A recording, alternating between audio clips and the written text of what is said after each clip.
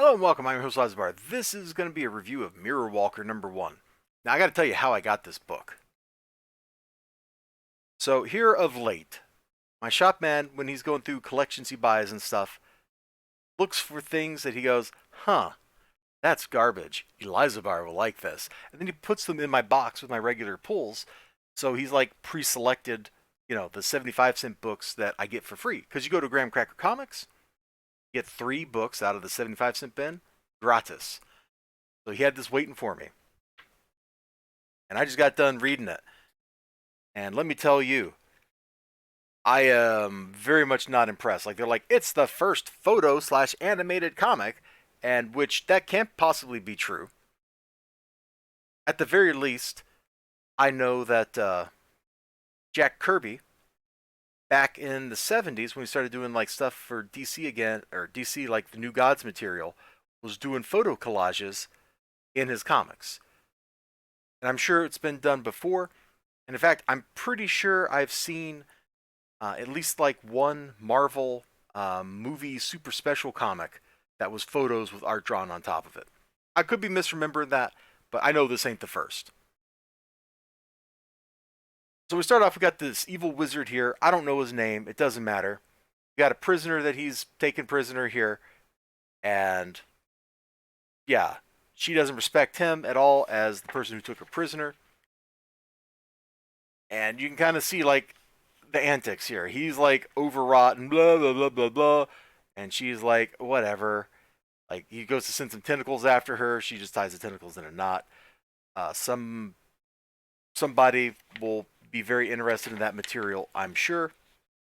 I wasn't. Eventually, she gets out of the cage. She escapes, and she makes it into the real world. Let me just kind of. Oh, and the wizard was married to the king's daughter, the princess, but there she is. She like stole his magic, and now they hate each other or something. And I don't really know. It's called Mirror Walker because this dude is going through mirrors. Somehow we end up in the present where we meet this loser guy, who you can see he's getting sucked through mirrors and stuff. And whatever happens, it really doesn't matter. It doesn't matter one little bit. Now, some of this art actually looks kind of okay.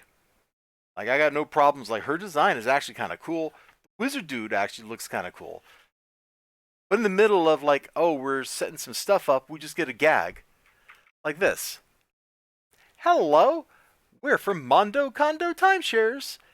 We're here to talk to you about your timeshare. You could lock in your share of a lovely 2-bedroom unit in the fast-growing blah blah blah. If you have no idea what that is, that's an old scam from the 80s and 90s. People would buy shares of timeshares of condos, and then they would never actually be able to use them. Yeah, that's all they're referencing and making fun of. And this is what really makes me feel like this is like a Ralph Bakshi movie, because if you go watch Wizards or something, there's like the Fritz skit, right? Isn't it Fritz? Isn't that the guy that gets killed? It's like, oh my god, they've killed Fritz, and it goes on for like 5 minutes, and it's kind of drawn out a little too far. Like, that's kind of how this felt, even though it was a single dang panel. As soon as we like leave this wizard's dungeon, the book goes downhill really fast. And actually, the best part of the book is the TurboGrafx 16. Sorry, the best part of the book was the advertisement for Bonk's Adventure here on TurboGrafx 16. That was the best part of the book. It's a fun 2-page comic, well made. Sure, they're trying to sell me a comic book, but you know what? Bonk is a fun character. He's got that giant head. He hits people with it. Fights dinosaurs and crazy monsters and stuff. It's prehistoric. He eats meat. What more do you want in a comic? Like, it's the ideal comic material. In fact, I'm not sure why there was never like standalone Bonk the comic. Bonk the comic. Yeah, you know what? Bonk's Adventure the comic. There we go. Out there, separate from like the short comics that they would include in whatever the TurboGrafx House magazine was. I forget what it was called. Yeah, this is the best part of the book in advertisement. The rest of it just falls flat on its face. It utterly betrays the little bit of cool art that it has. The photo backgrounds don't do anything for the art.